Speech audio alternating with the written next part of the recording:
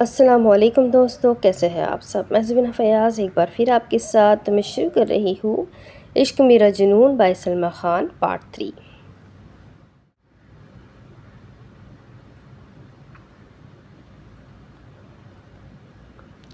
چھوٹے شاہ جی، دانن نام ہے اس کا، اس گاؤں کی مچھوارے مقبول صادق کی بیٹی ہے۔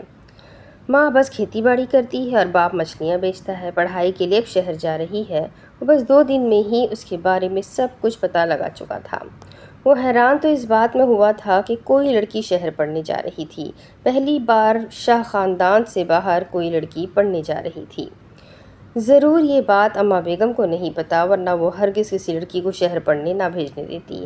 آخر وہ اس گاؤں کے سردار کی بیوی ہے، اس عہدے کا ضرور فائدہ اٹھاتی، لیکن اچھا ہی ہے ان کو نہیں پتہ۔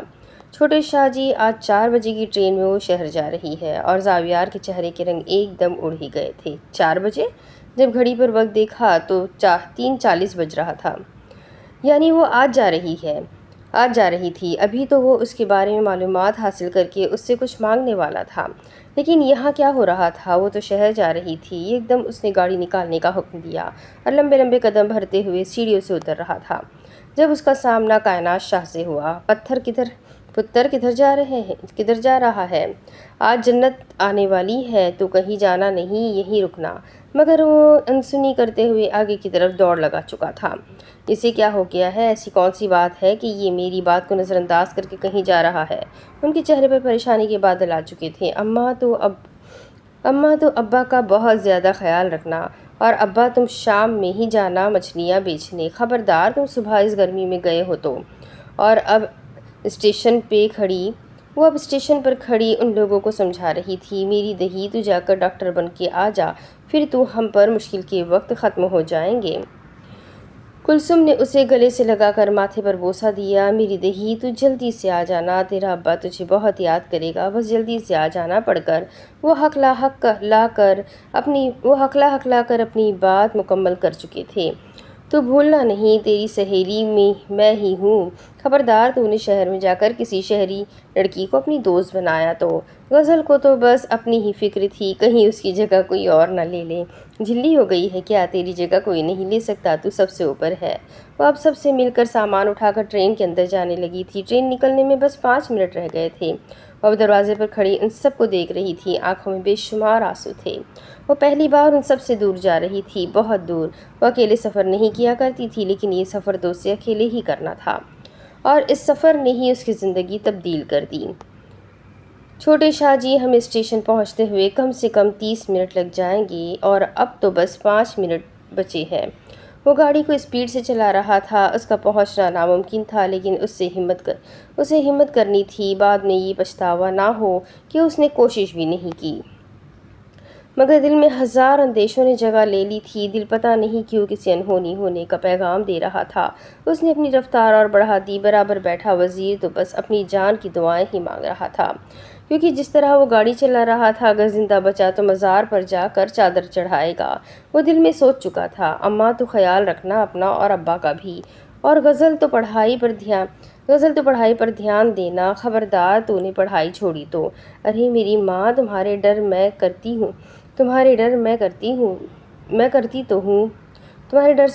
تو ہوں، تمہارے جتنی لائق نہیں ہوں، مگر تھوڑا بہت تو مجھے بھی آتا ہے۔ وہ اب سب سے الوداعی کلام کہہ رہی تھی۔ وہاں پر موجود سب کی آنکھوں میں آنسو تھے۔ ارے تو کیوں رو رہا ہے منقول؟ تیری خواہش ہی تو تھی بیٹی کو ڈاکٹر بنانے کی، اب وہ جا رہی ہے تو رو رہا ہے۔ وہاں پر سب لوگ ہی رو رہے تھے۔ اپنے چاند کے ٹکڑے کو خود سے الگ کرنا بہت مشکل ہوتا ہے۔ یہاں شہر جانے کی ٹرین کب نکلنے والی ہے؟ وہ اسٹیشن پہنچ چکا تھا، اب ادھر ادھر دیکھ رہا تھا، جہاں پر 2 ٹرین کھڑی ہوئی تھی۔ اسے تھوڑا سا سکون ملا تھا، مگر اگلے ہی پل وہ سکون بھی چھین لیا گیا تھا، جب اسے پتہ چلا کہ وہ ٹرین تو 10 منٹ پہلے ہی نکل چکی ہے، اور زاویہ شاہ کو لگا کہ وہ اپنی زندگی میں سب کچھ کھو چکا ہے۔ ابھی تو وہ اپنی دل کی بات اس لڑکی کو بتانا چاہتا تھا، ابھی تو وہ اس لڑکی کو اس کی اہمیت اس کی زندگی میں بتانا چاہتا تھا، ابھی تو وہ اس کے ساتھ زندگی جینا چاہتا تھا۔ وہ خوش تھا کہ وہ پڑھنے جا رہی تھی، مگر وہ ایک بار اس سے ملنا چاہتا تھا، بس ایک بار۔ وہ اس سے اپنے دل کی بات بتانا چاہتا تھا، وہ اسے یہ بتانا چاہتا تھا کہ وہ اس کی زندگی بھر اس کا زندگی بھر انتظار کرے گا۔ وہ بھلے پڑھائی کر کے واپس آ جائے، وہ بھلے ڈاکٹر بن کے واپس آ جائے، وہ اس کا انتظار کرے گا۔ مگر یہاں تو وقت نے اس سے سب کچھ چھین لیا تھا۔ مگر زاویہ شاہ کبھی بھی ہمت نہیں ہارتا تھا۔ وہ لڑکی میری محبت ہے اور میں اس کا انتظار کروں گا۔ کچھ دیر پہلے جو اس کی آنکھوں کی چمک بجھ گئی تھی وہ یکدم جل اٹھی تھی۔ وہ اس بات سے بے خبر تھا کہ زندگی نے تو ان کی زندگی کو الگ ہی مقام پر لے جانا تھا۔ وہ پرسکون ہو کر سفر کر رہی تھی، اپنے مستقبل سے بے فکر ہو کر۔ وہ اسٹیشن سے واپسی کا راستہ طے کر رہا تھا، آگے کے طوفان سے بے خبر ہو کر۔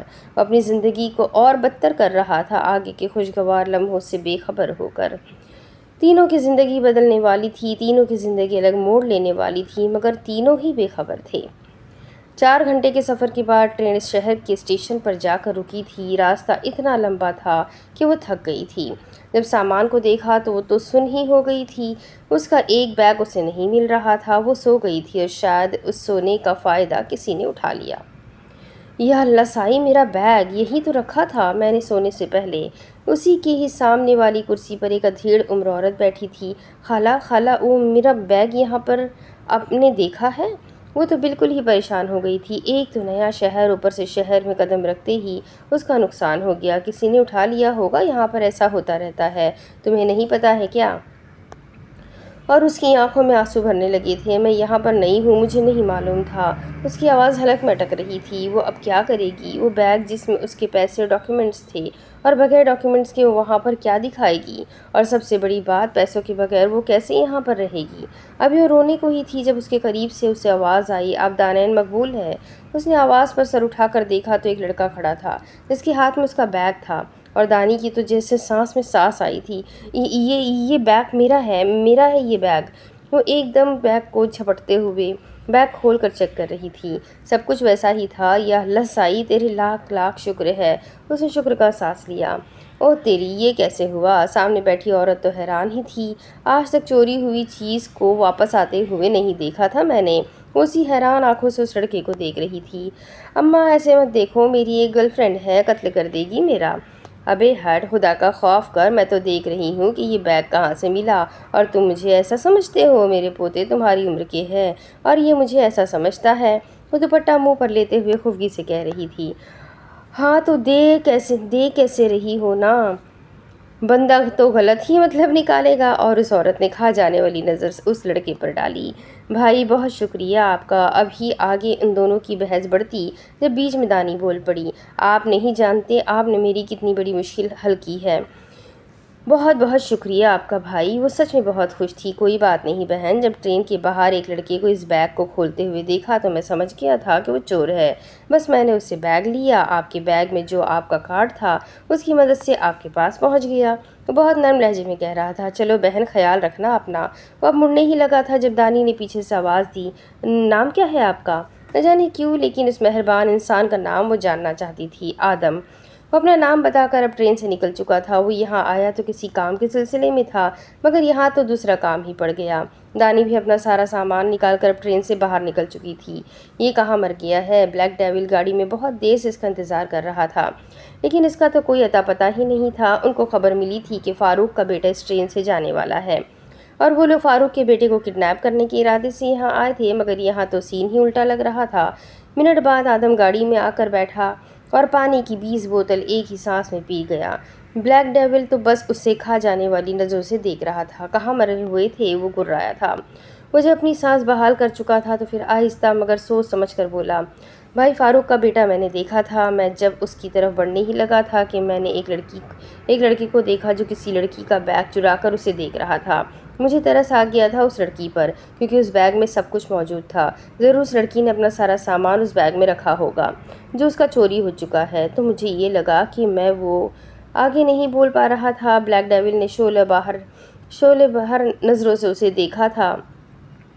اور وہ لڑکی تیری کیا لگتی تھی؟ طنزیہ لہجے میں کھا جانے والی نظر آدم تو گڑبڑا ہی گیا تھا۔ بھائی جب میں نے اسے بیگ دیا تو بہت شکریہ ادا کر رہی تھی، جس سے میں سمجھ گیا تھا کہ وہ بیگ اس کے لیے کتنا ضروری ہوگا۔ سوچے کہ ہم نے ایک اچھا کام کیا ہے۔ اچھے کام اچھے لوگ کرتے ہیں آدم، ہم اچھے لوگ نہیں ہیں۔ یہ اچھائی ہم سالوں پہلے پیچھے چھوڑ آئے ہیں، اب ہمارے اندر اس اچھائی کا کوئی نام بھی نہیں ہے۔ اور تمہیں لگتا ہے تم نے کسی کی مدد کر کے بہت اچھا کام کیا ہے۔ اس کی گردن دبوچ کر اسے سیٹ سے زور سے لگا چکا تھا۔ وہ ایسا ہی تھا، غصہ آتا تھا تو وہ یہ بھی نہیں دیکھتا تھا کہ سامنے کون ہے۔ لیکن آدم جانتا تھا یہ غصہ اس کے اندر کا درندہ کرتا تھا۔ دل سے تو وہ بلیک ڈیول کو اچھے سے جانتا تھا، تو کبھی اس نے اس کی کسی بات کا برا نہیں مانا تھا۔ وہ اسے بھائی کہتا تھا تو وہ اسے مانتا بھی تھا، اور بلیک ڈیول بھی آدم کے لیے جان دے سکتا تھا۔ یہ بات آدم بھی جانتا تھا۔ بھائی بھائی، اس کے حلق سے آواز نہیں نکل رہی تھی، مگر وہ پوری کوشش کر رہا تھا۔ ابھی وہ آگے کچھ کرتا کہ کسی نے کھڑکی کو بجایا تھا۔ معاف کرو۔ بلیک ڈیول کھڑکی کی طرف نہ دیکھتے ہوئے اس کی گردن پر زور اور مضبوط کر چکا تھا۔ کھڑکی ایک بار پھر بجائی گئی۔ میں نے کہا نا معاف کرو۔ اسے لگا کہ کوئی مانگنے والا ہوگا تو وہ بغیر دیکھے ہی جواب دے رہا تھا۔ اب کی بار کھڑکی زور سے بجائی گئی۔ اس نے غصے میں اس کا گلا چھوڑا اور کھڑکی کی طرف دیکھنے لگا، اور جیسے ہی اس نے کھڑکی کی طرف دیکھا وہ ساکت ہو گیا۔ بلیک ڈیول پہلی بار ساکت ہو گیا تھا۔ پہلی بار وہ اپنی نظریں ہٹا نہیں پا رہا تھا۔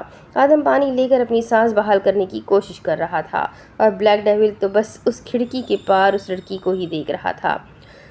وہ خیالی دنیا سے تو تب واپس آیا جب ایک بار پھر سے کھڑکی بجائی گئی۔ اس نے کھڑکی نیچے کی تو لڑکی کی آنکھیں بھی حیرت سے کھل اٹھی۔ جس نے تھوڑی دیر پہلے اس کی مدد کی تھی وہ اس کے برابر والی سیٹ پر بیٹھا ہوا تھا۔ آدم بھائی! دانی بغیر اس لڑکے کو دیکھے آدم کو پکار چکی تھی۔ آدم نے بھی جب سر اس طرف کیا تو اس لڑکی کو دیکھ کر پہلے تو حیران ہوا، پھر پریشان۔ البتہ بلیک ڈیول کے تاثر بالکل نارمل تھے۔ بھائی یہ…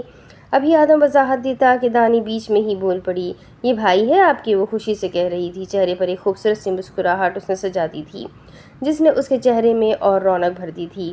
پہلی بار بلیک ڈیول کو کسی لڑکی کا یوں دیکھنا یا مخاطب کرنا اچھا لگا تھا۔ آپ کے بھائی بہت اچھے ہیں۔ میرا بیگ چوری ہو گیا تھا، انہوں نے ہی مجھے لا کے دیا۔ بہت اچھے ہیں وہ۔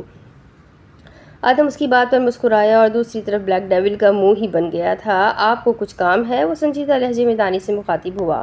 دانی نے اپنے سر پر ہاتھ مارا اور پھر بولی، یہ اللہ سائی جس کام کے لیے آئی تھی وہ تو میں بھول ہی گئی۔ یہ ایڈریس آپ بتا سکتے ہیں؟ اصل میں میں نے ایک دو لوگوں سے پہلے بھی پوچھا تھا، لیکن ان کی نظریں مجھے ٹھیک نہیں لگی، اور میں نے یہاں پر ٹیکسی والوں سے پوچھا تو کوئی 1000 روپے کہہ رہا ہے، کوئی 1500 تو کوئی 2000، لیکن مجھے سمجھ نہیں آ رہا کہ اس کا کرایہ اصل ہے کیا۔ اسی لیے آپ مجھے یہاں کا ایڈریس سمجھا سکتے ہیں اور مجھے کرایہ بتا دیں تاکہ میں اتنا ہی کرایہ دوں۔ اب میرے ابا حرام کا تھوڑی کماتے ہیں جو ان ٹیکسی والوں کو دے کر ختم کر دوں۔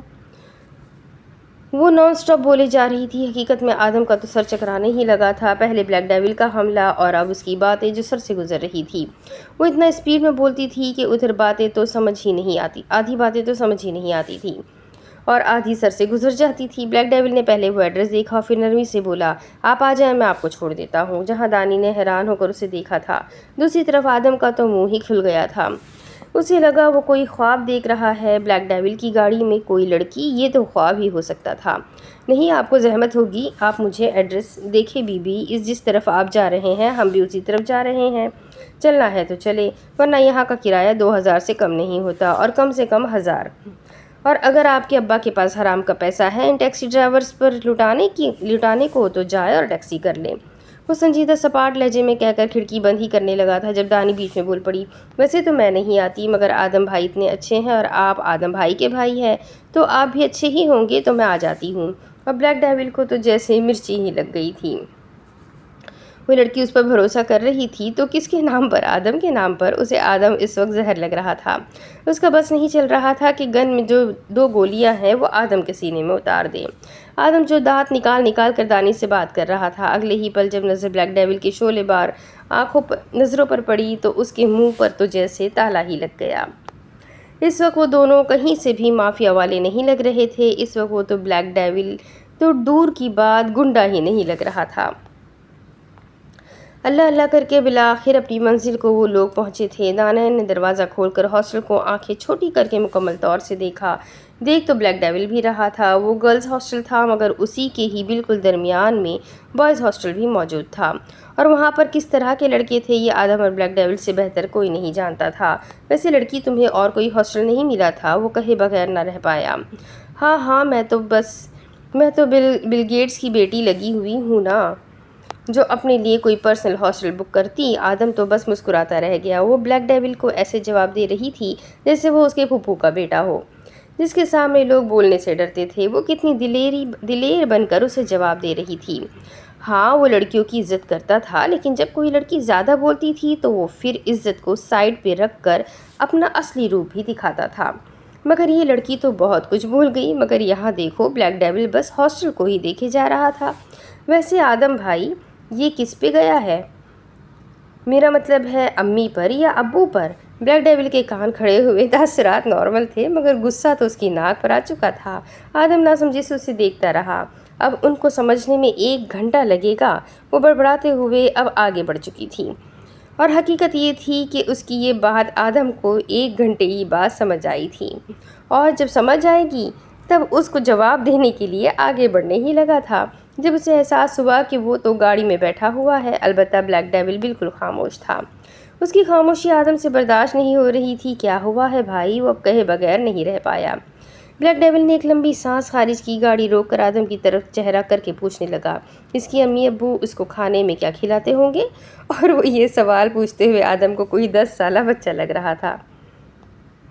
بے اختیار آدم کا قہقہا بلند ہوا۔ اگلے ہی لمحے بلیک ڈیول کا غصہ دیکھ کر وہ اپنی ہنسی ضبط کرتے ہوئے اب سامنے دیکھ رہا تھا۔ بلیک ڈیول کو بھی احساس ہو گیا تھا کہ وہ کچھ زیادہ ہی سوچ رہا ہے۔ سر جھٹک کر ڈرائیونگ پر دھیان دینے لگا، لیکن ذہن میں وہی سوال تھا، آخر اس کے ماں باپ اس کو کھلاتے کیا ہوں گے جو اتنا اسپیڈ میں بولتی ہے؟ کیا ہو گیا ہے؟ وہ گاؤں کے بہت ہی قریب تھی جب اس کی گاڑی خراب ہو گئی تھی۔ روبی پریشانی سے شیشہ کھول کر باہر دیکھنے لگی۔ چھوٹی بیگم صاحبہ، گاڑی میں تھوڑی خرابی ہو گئی ہے، بس تھوڑا ٹائم لگے گا۔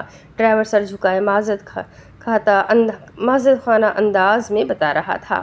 وہ نرمی سے آپ آرام سے کرے چاچا کہہ کر اب باہر ہی دیکھ رہی تھی۔ چہرے پر نقاب اسی طریقے سے ہی پہنا ہوا تھا، البتہ آنکھیں ظاہر تھی۔ کسی کو اپنے عشق میں مبتلا کرنے کے لیے اس کی آنکھیں ہی کافی تھی۔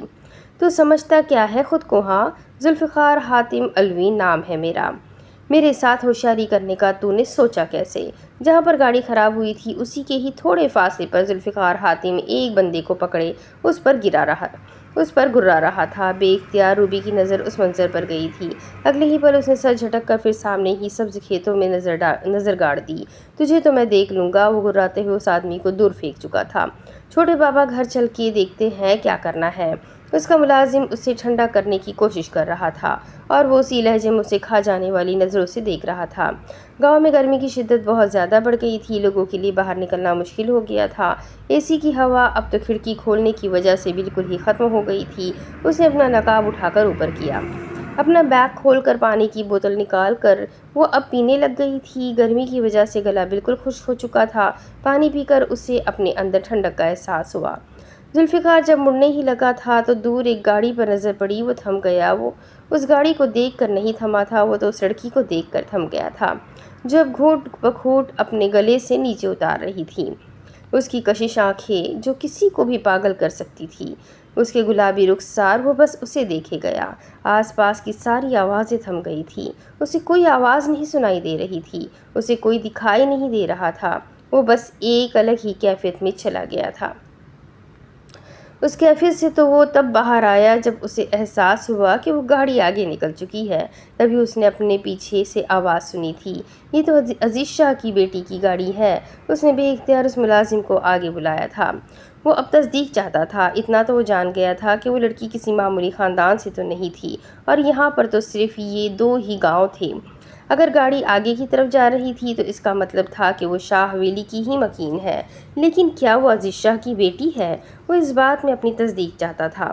ارے ہاں چھوٹے سائی، شاہ حویلی والوں کی سب کی اپنی گاڑیاں ہیں، اور میں اچھے سے جانتا ہوں یہ گاڑی ان کی بیٹی کی ہے۔ وہ یقیناً ان کی بیٹی ہی تھی۔ اور ذوالفقار کی آنکھیں ایک دم افسوس سے بند ہوئی۔ ایک تو اتنی خوبصورت لڑکیاں دشمنوں کے گھر ہی پیدا ہونی تھی کیا؟ وہ ماتھا مسلتے ہوئے اب گاڑی میں بیٹھ چکا تھا، مگر ذہن میں وہ چہرہ نقش ہو چکا تھا جو اتنی آسانی سے تو نکلنے والا نہیں تھا۔ اماں ابا تم لوگ ٹھیک تو ہو نا؟ اور غزل کیسی ہے؟ وہاں پر تو سب ٹھیک ہے نا؟ کوئی پریشانی تو نہیں ہے؟ اسے شہر پہنچے 4 دن ہو چکے تھے۔ وہ 4 دن بعد اپنے ماں باپ سے بات کر رہی تھی، آنکھیں بالکل نم تھیں، اور جب ماں باپ کی آواز کانوں تک آئی تو آنسوؤں میں اور روانگی آ گئی تھی۔ میری دہی، یہاں پر سب ٹھیک ہے، تو ٹھیک ہے نا؟ وہاں پر کوئی پریشانی تو نہیں؟ پریشانی تو نہیں ہوئی نا؟ اور تو جہاں پر رہ رہی ہے وہ کیا کہتے ہیں اس کو؟ ہاسٹل ہاسٹل ہاسٹل اماں ہاسٹل۔ وہ ان کا جملہ مکمل کر کے اب مزید 2-4 باتیں کر کے فون بند کر چکی تھی۔ وہ ٹرین میں ہوا واقعہ انہیں بتا کر پریشان نہیں کرنا چاہتی تھی تو وہ بالکل چپ ہو گئی۔ وہ دوسرے دن ہی یونیورسٹی گئی تھی، لیکن وہاں کا ماحول دیکھ کر ایک پل کے لیے تو وہ ٹھہر ہی گئی تھی۔ وہ ان سب میں سچ میں مس فٹ تھی۔ ان لوگوں کی ڈریسنگ دیکھ کر ایک پل کے لیے تو وہ ہکا بکا رہ گئی تھی۔ وہ جانتی تھی شہر کے لوگ کھلے دماغ کے ہوتے ہیں، لیکن وہ کھلے کپڑوں کے بھی ہوتے ہیں، وہ یہ نہیں جانتی تھی۔ اس دن کے بعد سے اس کی آدم اور بلیک ڈیول سے کوئی بات نہیں ہوئی تھی۔ آدم تو اس سے پہلی نظر میں ہی ایک اچھا انسان لگا تھا، اس لیے اس نے راستے میں اس کا نمبر بھی لے لیا تھا۔ اتنے بڑے شہر میں وہ اکیلی تھی، ایک انسان اسے سچا لگا تھا اور وہ تو اسے بہن کہتا تھا، تو بہن کی مدد تو کرے گا نا اگر کبھی اسے ضرورت پڑی تو۔ وہ یہی سوچ ہی رہی تھی جب اگلے پل اس کے بھائی کا خیال اس کے ذہن میں آیا۔ اللہ سائی کتنا کھڑوس تھا وہ، میرا ایسا بھائی ہوتا تو میں تو اسے نالی میں ہی دھکا دے دیتی۔ ہاں بیچارے آدم بھائی کتنا ڈرتے ہیں ان سے۔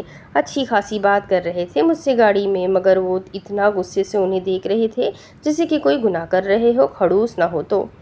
وہ یہ باتیں سوچتے ہوئے جب یونیورسٹی پہنچی تو ایک ہجوم کا سامنا اسے ہوا تھا۔ سب لوگوں کے چہروں پر خوف کی ایک الگ ہی لہر وہ دیکھ سکتی تھی۔ وہ بالکل یہ سب جاننے سے قاصر تھی کہ ہوا کیا ہے، اور نہ وہ یونیورسٹی میں کسی سے پوچھ سکتی تھی کیونکہ اس کی کوئی دوست بھی یہاں پر نہیں تھی۔ کافی دیر سے وہ سب لوگوں کو دیکھ ہی رہی تھی جب 2 لڑکیاں آپس میں بات کر رہی تھیں اور ان کی آواز دانی کے کانوں تک گئی تھی۔ بہت بے دردی سے اس کی آنکھیں نکالی گئی ہے، زبان تو ایسے کاٹی ہے کہ وہ کبھی بول بھی نہ پائے۔ مجھے تو خوف آ رہا ہے، آنکھیں نکالی گئی ہے، زبان کاٹی گئی ہے، وہ اپنے منہ سے بڑبڑا رہی تھی جب ایک لڑکی اس کے قریب آ کر اسے پریشان دیکھ کر سارا واقعہ بتانے لگی۔ کسی نے بوائز ہاسٹل میں کل رات ایک لڑکے کی آنکھیں نکال کر اور اس کی زبان کاٹ دی ہے۔ صبح یہ بات پوری یونیورسٹی میں پھیل گئی تھی۔ وہ لڑکا اور کوئی نہیں بلکہ وہی تھا جو دانی کو پہلے دن پریشان کرنے کے ارادے سے ملا تھا۔ وہ صرف دانی کو نہیں بلکہ وہ آتی جاتی لڑکیوں کو گندے اشارے کیا کرتا تھا، آنکھ مارنا اور منہ سے غلط اور بے حیا لفظ ادا کرنا۔ دانی کو بہت غصہ آیا تھا اس لڑکے پر، لیکن وہ کچھ نہیں کر سکتی تھی۔ اس کی یہ حالت سن کر اسے خوشی بھی ہوئی تھی اور خوف بھی ہوا تھا۔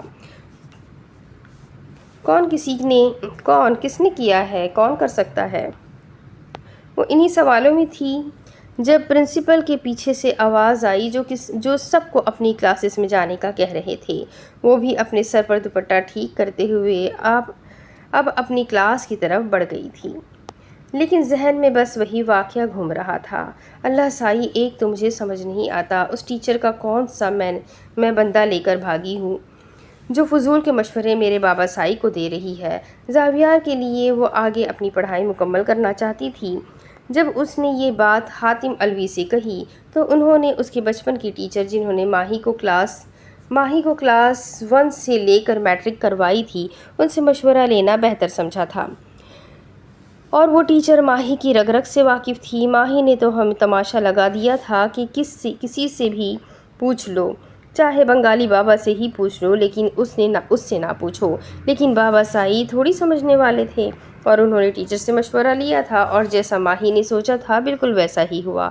ٹیچر نے ہرگز اسے مایوس نہیں کیا تھا۔ دیکھیے حاتم صاحب، میرا تو یہی مشورہ ہے کہ آپ شادی کروا دیں اس کی، کیونکہ میں ہی جانتی ہوں کہ میں نے اسے میٹرک کیسے کروایا ہے۔ ایک کلاس میں 3 بار تو یہ فیل ہوتی ہے۔ 24 سال کی عمر میں اس نے میٹرک کیا ہے۔ اب آگے آپ کیا سوچ رہے ہیں؟ اگر آگے پڑھائی کا سوچ رہی ہے تو امید ہے کہ اگلی کلاس یہ 28 سال میں پاس کر ہی لے گی۔ ویسے یہ صرف امید ہے، ہو سکتا ہے 30 سال میں بھی کر لے۔ اور پردے کے پیچھے چھپی ماہی کو تو غصہ ہی چڑھ گیا تھا۔ اللہ سائی، ایک قتل معاف ہوتا تو اس عورت کا کرتی میں۔ بھلا بتاؤ، شاہ خاندان کی بہو میٹرک پاس، کیا سوچیں گے لوگ میرے سائی کے بارے میں؟ یہ ان کی خاندان کی بڑی بہو نہیں، اکلوتی بہو، وہ بھی بس میٹرک پاس ہے۔ جب تک یہ عورت زندہ ہے نا، مجھے کبھی آگے نہیں بڑھنے دے گی۔ آج تو بس گھر پہنچ، اللہ سائی کی قسم تجھے گھر سے نہ اٹھوا لیا تو میرا نام بھی ماہی حاتم الوی نہیں۔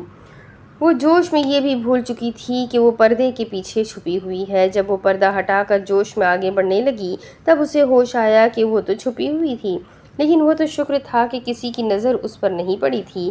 وہ شکر کا سانس لیتے ہوئے بالکل چوہوں کی طرح نیچے ہو کر باہر نکل گئی تھی۔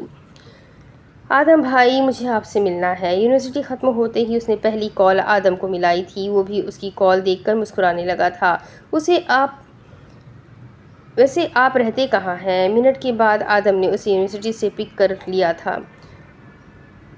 15 منٹ کے بعد آدم نے اسے یونیورسٹی سے پک کر لیا تھا۔ وہ آج تک کسی لڑکے کے ساتھ گاڑی میں نہیں بیٹھی تھی، مگر پتہ نہیں کیوں آدم سے اسے ڈر نہیں لگ رہا تھا۔ اس سے اپنائیت سا احساس ہو رہا تھا۔ وہ اسے دل سے بھائی کہتی تھی اور وہ بھی اسے دل سے بہن سمجھتا تھا۔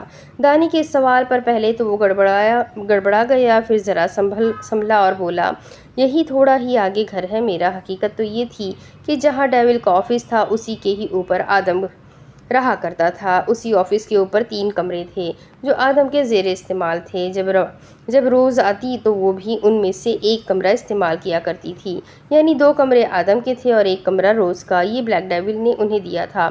یہ نہیں تھا کہ گھر یا کمرے چھوٹے تھے، بات یہ تھی کہ وہ دانی کے تاثرات سے سمجھ چکا تھا کہ وہ اس کا گھر دیکھنا چاہتی ہے، لیکن اس کے گھر کے اندر جانے سے پہلے آفس سے ہو کر جانا ہوتا ہے، اور وہ اسے ہرگز آفس نہیں لے جانا چاہتا تھا، کیونکہ کافی دشمن اس کے آس پاس ڈیرہ جما کر بیٹھے تھے کہ بس کوئی موقع مل جائے اور بلیک ڈیول کا خاتمہ کر دیں۔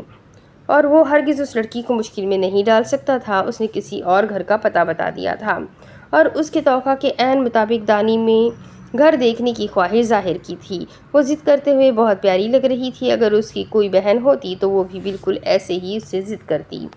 بے اختیار آدم نے اپنے دل میں سوچا تھا، وہ چاہ کر بھی اس لڑکی کو منع نہیں کر پا رہا تھا۔ وہ سخت تھا مگر وہ بلیک ڈیول جتنا سخت نہیں تھا۔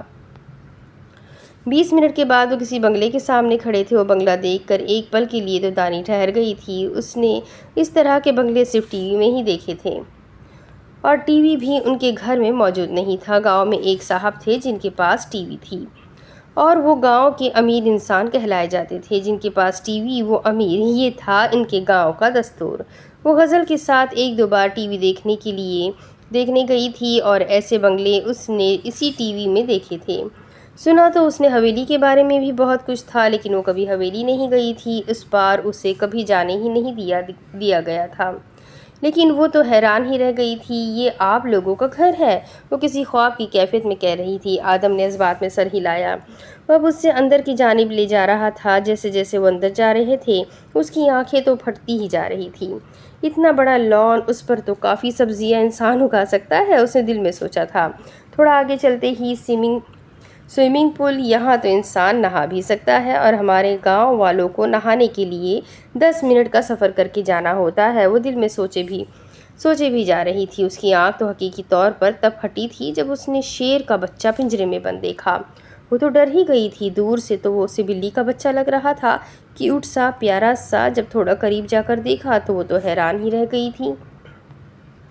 بھلا کون شیر کا بچہ اپنے گھر میں پالتا ہے؟ اس کی تو آواز بھی نہیں نکل رہی تھی، لفظ ٹوٹ کر حلق سے نکل رہے تھے۔ آدم نے مسکرا کر اسے دیکھا اور پھر بولا، وہ میرا بھائی ہے نا، اسے شیر بہت پسند ہے۔ دانن کا تو منہ ہی کھل گیا تھا۔ بھلا کوئی اپنے گھر میں شیر پالتا ہے؟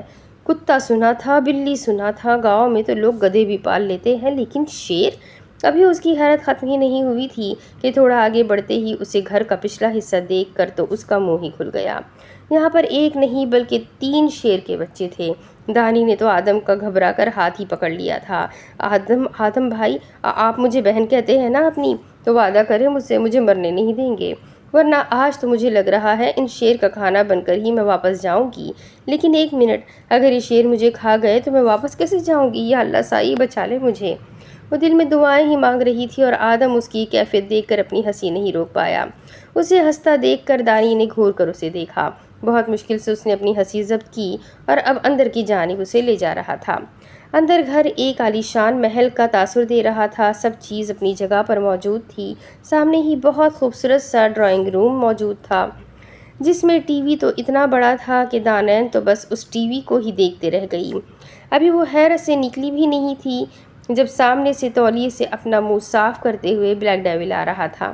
اس کے گھر کے دوسرے فلور پر اس نے جم بنائی ہوئی تھی اور اس ٹائم وہ اکثر جم میں ہوا کرتا تھا اور اب وہ یقیناً فارغ ہو کر واپس آ رہا تھا۔ جتنی حیران دانی تھی اتنا ہی حیران وہ خود تھا۔ جس حلیے میں وہ موجود تھا اس کی باڈی نمایاں ہو رہی تھی، جس سے وہ اور ہینڈسم اور ڈیشنگ لگ رہا تھا۔ دانیل نے اپنی نظر پھیر لی۔ یا اللہ ساحی، آپ کے پاس کپڑے نہیں ہے کیا؟ وہ منہ بناتے ہوئے کہہ رہی تھی۔ آدم تو بس اپنی ہنسی ضبط کر رہا تھا۔ بلیک ڈیول نے پہلے خود کو دیکھا اور پھر سامنے کھڑی اس لڑکی کو دیکھا جو صحیح طریقے سے اس کے کندھے تک بھی نہیں آتی تھی، اور جب سے ملی تھی تب سے اتنا بولتی تھی کہ وہ تو پریشان ہی ہو گیا تھا۔ 2 دن سے اس کا سامنا نہیں ہوا تھا تو اس نے سکون کا سانس لیا تھا، لیکن شاید سکون کچھ پل کے لیے ہی ہوتا ہے، اور یہی سکون بلیک ڈیول کے نصیب میں صرف 2 دن ہی تھا۔ یہ تمہاری آنکھیں بھی خراب ہے، وہ دانت چباتے ہوئے بولا۔ دانی نے اپنی آنکھوں سے ہاتھ ہٹاتے ہوئے سامنے کھڑے اس ڈیشنگ مرد کو دیکھا اور پھر گھورنے لگی۔ دانیل کی آنکھیں ایسی تھی کہ کوئی بھی اس شہر میں ڈوب سکتا تھا۔ گاؤں والوں کا کہنا تھا کہ اس کی آنکھوں میں ایک جادو ہے، کوئی بھی زیادہ دیر اس کی آنکھوں میں نہیں دیکھ سکتا، اور اگر کوئی دیکھ لے تو اس سے محبت ہو جاتی ہے۔ بلیک ڈیول بھی زیادہ دیر اس کی آنکھوں میں نہیں دیکھ پایا، ایک دم اپنی نظر دوسری طرف پھیر دی۔ دانی بھی گڑبڑا گئی تھی، یقیناً وہ اس کے شارٹ اور شرٹ کو دیکھ کر کہہ رہی تھی، جس سے اس کی باڈی نمایاں ہو رہی تھی۔ اس نے وائٹ کلر کی ہلکی سی شرٹ پہنی ہوئی تھی اور پسینے کی وجہ سے وہ شرٹ بھیگ گئی تھی، اس وجہ سے اس کا جسم نمایاں ہو رہا تھا، اور یہی بات دانی کو ناپسند آئی تھی۔ کیوں آئے ہو یہاں، اور وہ بھی اس آفت کو لے کر؟ دانی اب صوفے پر جا کر بیٹھ چکی تھی۔ آدم کچن کی طرف آیا تھا جہاں بلیک ڈیول نے اسے بلایا تھا۔ وہ سرگوشی میں مگر غصے میں اسے کہہ رہا تھا، بھائی کیا کرتا میں؟ وہ ضد کر رہی تھی کہ وہ میرا گھر دیکھنا چاہتی ہے، اگر اپنا گھر دکھاتا تو آپ جانتے ہیں کیا ہوتا، اس لیے میں یہاں لے آیا۔ اس وقت آدم نے اپنے چہرے پر دنیا بھر کی معصومیت چڑھا لی تھی۔ اگر کوئی اسے دیکھتا تو اس سے زیادہ معصوم اسے کوئی نہیں لگتا۔ ایک پل کے لیے تو بلیک ڈیول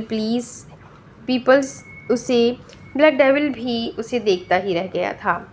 آدم، یہ آخری بار ہے، وہ دانت چباتے ہوئے بول رہا تھا۔ جی بھائی، آپ بے فکر رہے، وہ تائید میں سر ہلاتے ہوئے اب دانی کے لیے جوس بنا رہا تھا۔ یہ چلتی بھی ہے نا، بس ایسے شو کے لیے رکھی ہوئی ہے۔ وہ جو اپنے کمرے کی جانب بڑھ رہا تھا، دانی کی بات پر ایک دم پیچھے مڑا۔ دانی مزے سے ٹانگ پر ٹانگ رکھے اس کی چیزوں کا مذاق اڑا رہی تھی۔ اس سے پیارا گھوڑا تو ہمارے گاؤں کے میلے میں ملتا ہے، 200 کا ملتا تھا، لیکن 150 کا دے دیتے ہیں، ویسے آپ نے کتنے کا لیا؟ وہ اب مکمل اس کی طرف متوجہ ہو گیا تھا۔ اپنی چیزوں کی یوں توہین ہوتا دیکھ کر اسے اندر تک تکلیف ہوئی تھی۔ وہ دوسری طرف سے گھوم کر اس کے سامنے آ کر بیٹھا۔ اب اس کے سوال کا جواب دینے کا وقت تھا۔ کس گھوڑی کی بات کر رہی ہو؟ وہ ٹانگ پر ٹانگ رکھے پرسکون لہجے میں کہہ رہا تھا۔ یہ کالا والا، وہ مزے سے کہے جا رہی تھی۔ اس کا منہ اس وقت حیرت سے کھلا جب اسے اس کی قیمت پتہ چلی۔ 70 لاکھ کا ہے، اور دانی کے سر پر تو جیسے کسی نے دھماکہ کر دیا تھا۔ 70 لاکھ؟ ابھی اس پر ایک اور دھماکہ ہوا تھا، اور یہاں پر جتنے شو پیس تم دیکھ رہی ہو یہ کروڑوں کے ہے، اور دانی کو لگا کہ وہ اسی وقت بے ہوش ہو جائے گی۔ یہ شو پیس جو وہ ہزاروں میں نہ خریدے، اس بندے نے کروڑوں میں خریدی تھی۔ وہ تو ہکا بکا رہ گئی تھی۔ اور ٹی وی چلتی ہے؟ وہ جس ٹی وی کی تم بات کر رہی ہو، یہ ٹی وی 15 لاکھ کی ہے۔ دانی مکمل صوفے پر ٹیک لگا کر اپنی حیرت کی دنیا میں موجود تھی۔ جتنے پیسوں میں آپ نے یہ سب لیے ہیں نا، اتنے پیسوں میں تو ہمارا پورا گاؤں شہر بن جائے۔ اسے حیرت سے واپس آنے میں 15 منٹ لگے تھے۔